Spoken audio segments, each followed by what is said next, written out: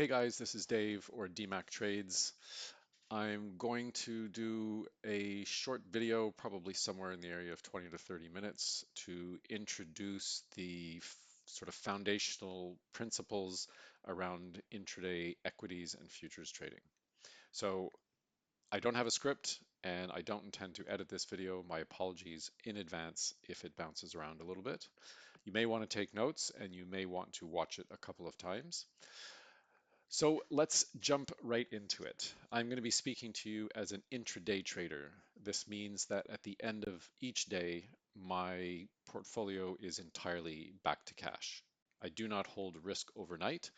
That doesn't mean that you shouldn't. It just means that I personally prefer to trade on an intraday basis.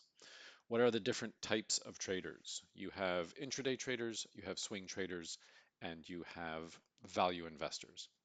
Intraday traders, as I said, they tend to take positions throughout the day, but at the end of the day, they are back to cash, meaning they do not hold anything overnight.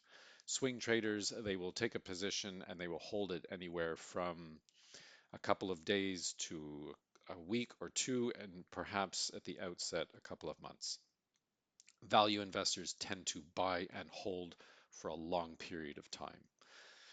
Um, I think that it's very important for people when they start to consider managing their own money, they need to get a sense of who they are personality wise and what role they view their participation in the markets to be in conjunction with the rest of their life. I trade on a full-time basis, which allows me to monitor the markets um, all day long. And that's my job.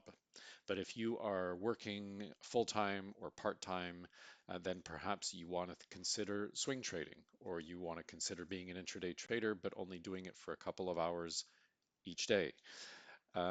If you don't have any time, then it's chances are that you wouldn't be watching this video. But if you didn't have any time, for example, you worked a full-time job, you're raising two kids, and you simply do not have any time to watch the markets, then you could be a longer term swing trader or you could be a value investor. At any rate, these are decisions that have to get made by the individual. Intraday trading requires that you be present and focused during the time that you're trading, whereas swing trading and value investing may require a little bit less in the moment attention to the screens and what's happening in the markets. So the capital markets, and when I use the word capital, the term capital markets, I'm referring to what's commonly called the stock market or the futures and commodity markets. In the United States, which is where we are based, the capital markets date back to the late 1700s. And in essence, the capital markets represent the world's largest auction. Buyers and sellers come together, they agree on a price, and they execute a transaction. The seller believes that the price is going to has a the seller believes that the price has achieved the maximum amount that it's going to achieve in that particular segment and is either exiting a position that they entered at a lower price, or they are selling the securities or the commodity or the future instrument short, with the goal being of profiting as the price goes down. And we'll get into that later on. Um, People who are buying are people who believe that the price is going to go up and they intend to sell at a higher price and profit the difference between where they've entered and where they exit. That is as simple as it gets. In order for the markets to function properly, they require liquidity, which means that intraday traders, swing traders, and value investors all play a critical role in the smooth functioning of the American markets. And I mention this because there is a misconception amongst the general public that intraday traders and perhaps swing traders are somehow leeches on the system.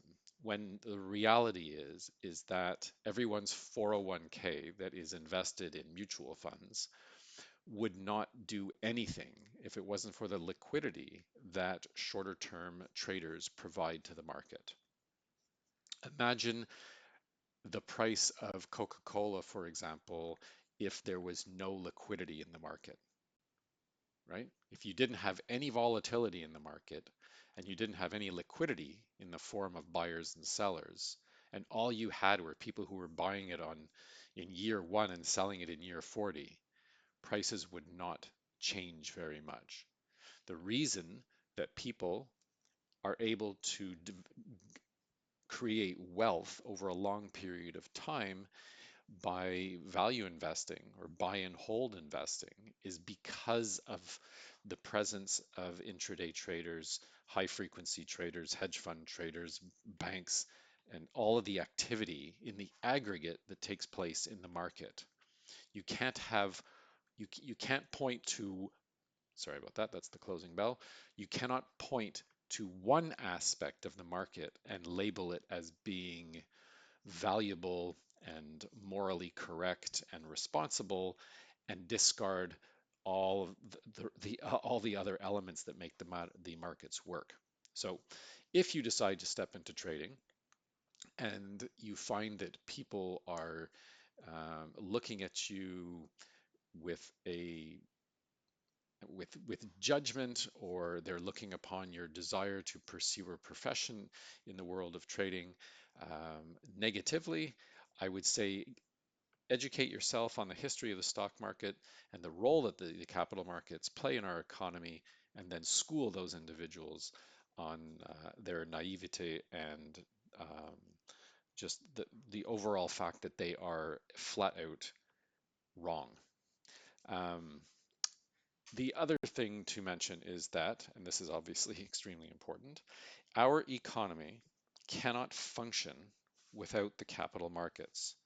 Companies, public companies, rely on the capital markets to raise money in the public domain, whether that is for the funding of R&D, the funding of their team to hire proper talent, to do marketing, to compete in foreign markets, or to compete at home, or to hedge their purchases if they're a large manufacturer. So, for example, McDonald's relies on the commodities futures markets to hedge the price of beef and grain and sugar and all of the other things that go into running the McDonald's corporation. Without the ability to hedge, the price of food for the consumer would be exorbitantly high. It wouldn't work. So and companies, so drug companies, for example, when Merck wants to, or Eli Lilly wants to develop a vaccine or wants to develop some other medication that's going to potentially save lives and help people, they will frequently go to the capital markets to raise money, and that money gets earmarked and invested in research and development. If they didn't have access to capital through the capital markets, then they would not be able to do the things that they need and want to do, and that we as a society rely on. So that's my little spiel about the capital markets. Now, price. So sitting here on the chart in front of you is what looks like a bunch of gobbledygook to you, and I'm going to strip out all of the stuff, and I'm going to leave us with nothing but a typical price chart. All right. So what you have in front of you is a price chart, and price is being expressed in the form of candlesticks. So each of these bars is called a candlestick. And as traders, those in the trading community, you have different ways of expressing price. You can use bars, candlesticks, Heikin-Ashi bars, monkey bars. There are a wide range. You can use line charts, and I can just show you a few of them here. But if you want to look at a monkey bar chart, that would be a monkey bar chart. if you would like to look at a standard chart, well, there's the standard chart. And on the standard chart, you can have just bars. You can do Heikin-Ashi, which is very similar. They're a candle, they're a form of candlestick, but they're expressed differently. You could do a line chart, right? This is probably something that you saw in school. Whatever it is that you prefer, you can use on the chart, whatever charting platform that you prefer. Now, for the intents and purposes of this video, I'm going to use candlesticks because that is what I trade with. And frankly, I don't know why you would really, at this juncture in your career, in your journey, I don't know why you would use anything else because, in my opinion, candlesticks provide an easy way of representing price on a chart. Okay, so we'll stick with candlesticks, and you can dive into other forms of visual representation if you want to. So what is a candlestick? So a candlestick is each candlestick is representative of the time frame that is indicated on your chart. This is a 5-minute chart. And what this means is that each candlestick represents 5 minutes of time. And if you look here at the bottom, you can see it says 10:35, 10:40, 10:45, 10:50, and so on. If I were to change this to an hour chart, and let's get rid of these lines. Okay. If you were to change this to an hour chart, then each candlestick becomes an hour. That's the 9 o'clock candle, 10, 11, 12, 1, and so on. Okay. Now, the white candlesticks, so this is important. Charting platforms out of the box, the candles that represent upward price movement in that price opened at one level and closed higher, those will be green, and downward price candles where price opened higher and closed lower, they will be red. Now, I forever have used black and white because I find that red and green are very triggering colors. And in trading, you want to remove as much of the emotional triggers, as many of the emotional triggers as you possibly can. And I always aim for a neutral chart. So my up candles are white, my down candles are black. I'm just going to switch this back to a 5-minute candle.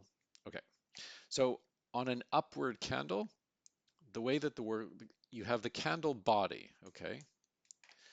This solid colored part of the candle is the body, and these upper parts are called the wicks or the shadows, okay? Upper and lower. So these two thin lines are the upper and lower shadows or wicks.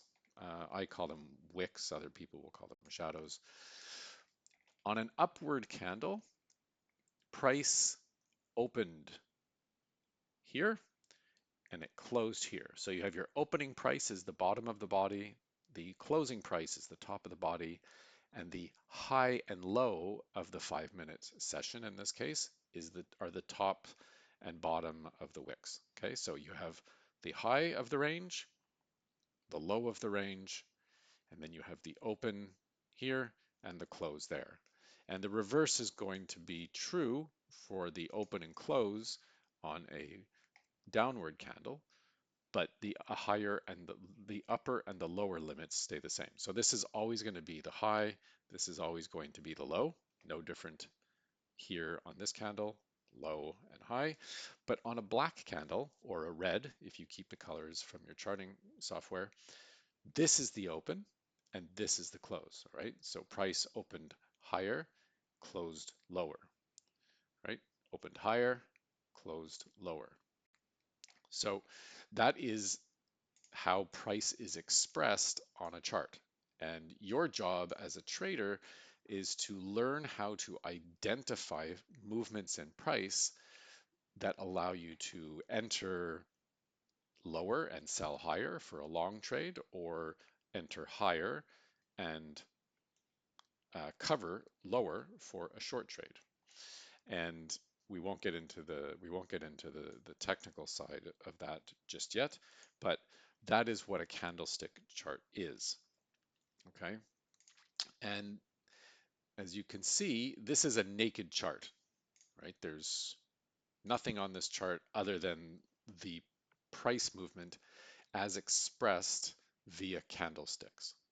So in trading, there are only two real-time indicators. There are only two aspects of the chart that are truly expressed in real time, and that is price, as expressed in the candlestick, and volume.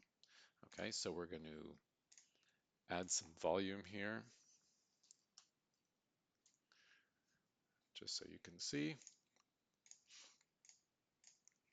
All right, so you've got volume along the bottom in this particular chart. Some people have it up in mixed with the price, but I keep it at the bottom. So you have volume and you have price. Those are the two real-time indicators that are available to you as a trader. Everything else, well, not everything else, but everything, all real-time indicators in trading are going to be a function of price or volume. I guess that's what I want to say. So if you have indicators that are moving averages, whether they be simple moving averages or um, oscillators or you know there's a long list of indicators. Like, so if you look here, these, this whole, I'm just going to start scrolling. These are all indicators that I could put on my screen to try and assist me in determining where price is going to make a reversal. Okay, so this gives you an idea of how many indicators there are. Again, you can have as many lines as you want on your chart, uh, but at the end of the day, price and volume are the only two real-time indicators. And I tend to, even though the chart that you saw before looked like it was quite, it had a lot of stuff on it, in reality, my trading is very much just volume and price based. And we'll get into that later. We'll get into how I trade and how myself and my son and Brian, how we all trade. Um, but in essence, I really recommend that people start by trying to get a feel for a naked chart. Because if you can read a naked chart, much like Tom Hugard, not, he's a well-known trader who trades pretty much with a naked chart. So if you look at Tom Hugard's chart, it's essentially this. And what he's looking for is he's looking to see um, where he can identify trade that where he can identify changes in sentiment around price movement. So let's, and then now I just want to give you a quick, on the chart in front of you, okay, so you'll see here the different sessions, okay, the session hours for the exchanges. In equities in the United States, there is a pre-market session, and I'm just going to try and highlight that here. There is a pre-market session, okay, that goes from 4 a.m. Eastern Standard Time to 9:30 a.m. Eastern Standard Time. You then have the regular session, which goes from the opening bell in New York at 9:30 until 4 p.m. And then you have the after hours session, which goes from 4 p.m. until 8 p.m. Okay, and I just realized we are looking at, let's put up this, sorry, let's get a different ticker because right now I just realized we have a futures ticker up. Okay, so this is Tesla. All right, so you can see here that Tesla pre-market, it's stock, 4 a.m. to 9:30 a.m., 4 p.m., 9:30 a.m. to 4 p.m., and then we have after hours, which is 4 p.m. to 8 p.m. Okay, this is for stocks, so equities. However, You want to be trading when there is liquidity in the market. Okay, you you don't want to be finding yourself trading when there isn't anyone present in the market, because you'll find yourself at the mercy of wild price swings, which is never something that you want. You never want to put yourself in a situation where you um, don't have an edge.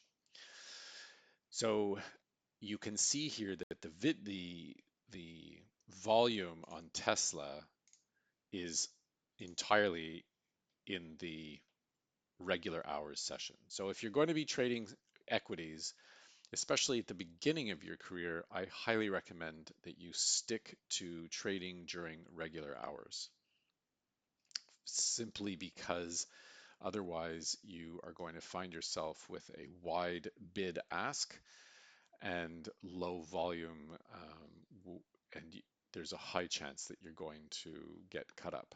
The other reason is that during pre-market, which we call PM, and after hours, which we call AH, there is there are no stops, meaning your position is a naked position.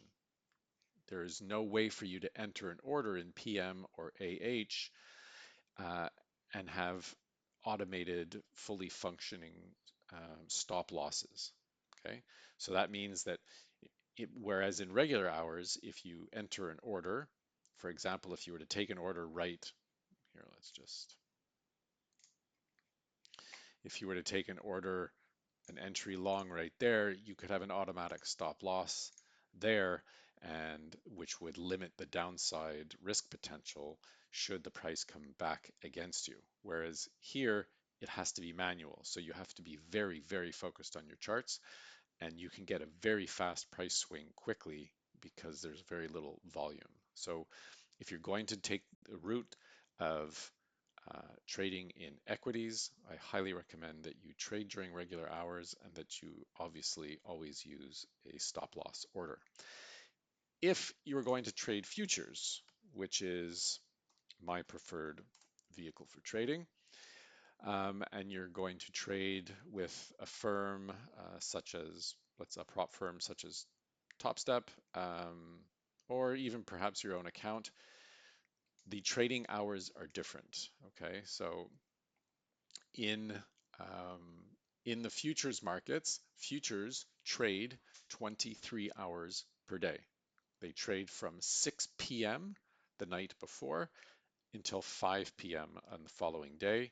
They then close for an hour, a clearing hour, and then they restart at 6 p.m. They do this Monday to Friday, or sorry, Sunday evening to Friday evening. So the and so there isn't really an after a pre-market, a regular hours, and then like there are regular hours because you can see here that the volume is much higher on the Nasdaq futures, for example, during the US session from 9:30 to 4. However, there is still a fair amount of volume in here. Okay, so European traders, the Asian markets come on at about 9 p.m. And okay, so hold on just a quick second. I'm going to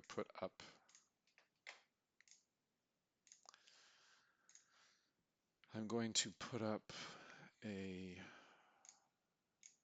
let's see if this works. Oh, it's not going to work. Never mind.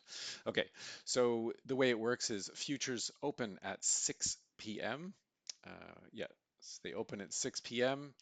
and the Asian markets start to open up at around 8:30, 9 o'clock in the morning, and then the European markets come online at around between 2 and 3. You'll have European traders who start to show up at around 2, 2:30 in the morning, our time, and then they go through their session. So you can see that the volume here during the European session is much more pronounced than it is during the Asian session. So if you had to rank them in terms of size and impact on the futures markets, the number one market from a volume point of view is the American market. Then it falls to the European market and then the Asian market. Now, there is money to be made in the Asian session, the European session, and in the American session. And there are traders trading the futures markets from all over the world. So, which is one of the reasons that I recommend that people, rather than go towards equities, I recommend that people teach themselves how to trade futures first.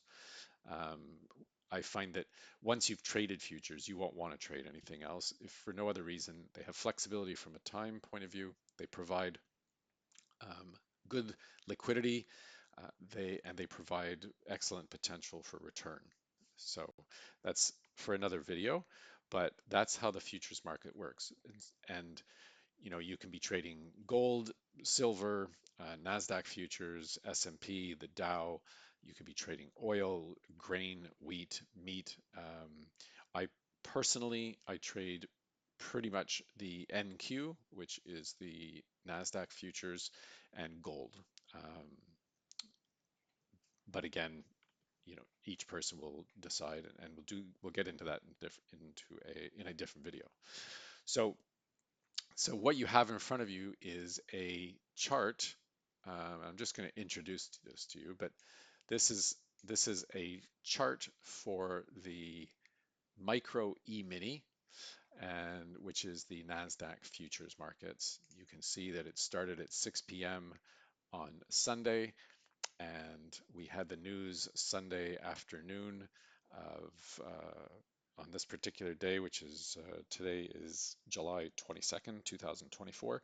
So yesterday we had the news that Joe Biden, the current president of the United States, would not be continuing with his bid for re-election. Um, and so last night coming into work, uh, we expected that there was going to be some reaction, and then you can see that there was, and then price just has appreciated through the night up through the European session. We opened, had some volatility here in the U.S. We had a big sell-off, and then, well, it's a sell-off. We had a fairly large retracement, and then we've gone and reclaimed the day's highs. So you can see that there is a fair amount of both volume and price movement in the futures markets. And so if we look at, just to give you an idea, if we look at these segments, so that was a 100-point move. This is going to be about a 100-point, 125-point move, and then all the way up a 300-point move. So just in these three segments, you had 500 points um, of movement, which represents a total potential for profit of $1,000 per contract.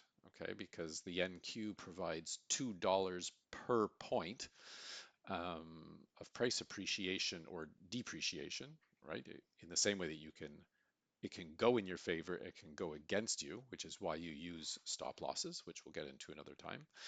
But just to give you an idea of the type of range, you then had a move of 206 and another move of 230. So you had close to 1,000 points of range in the NASDAQ futures today, which is approximately represents $2,000 per contract. And as a new trader, you would be trading somewhere in the area of one, two, or three micro contracts to start. And obviously, you would not capture all of that movement, but you can see that the market provides potential for those who are willing to teach themselves, be patient, and manage risk.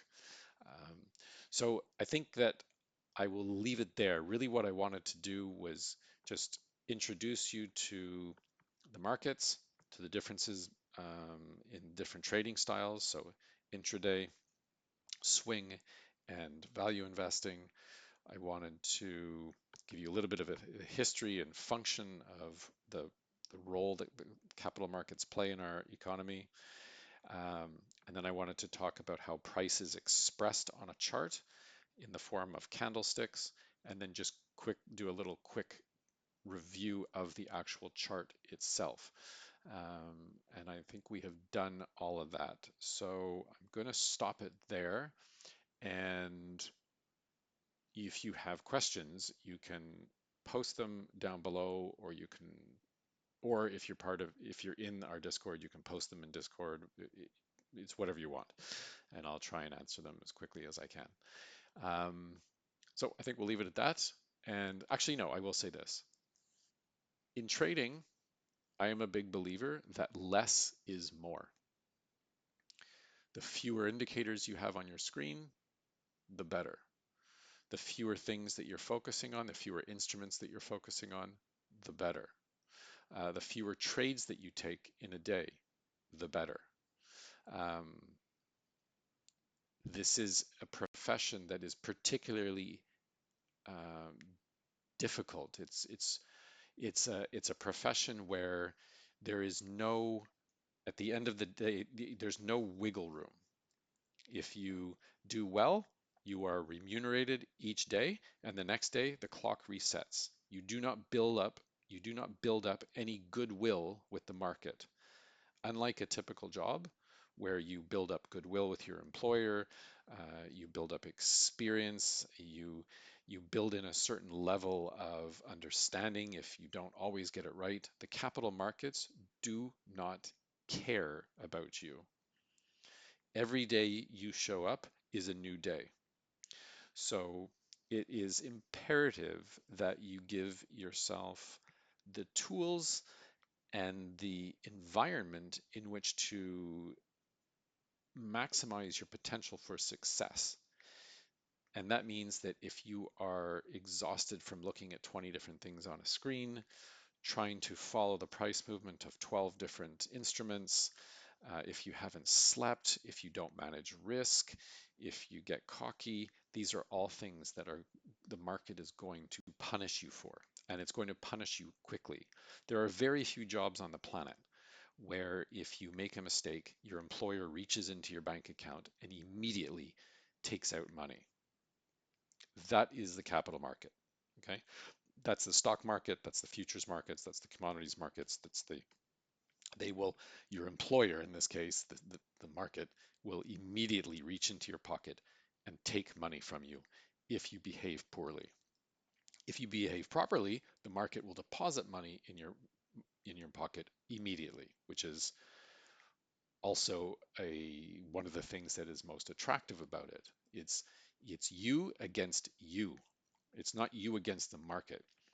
Your job is as a trader is to identify which way the market is moving, whether that's in a 1 minute time frame or a month time frame, and to move with it.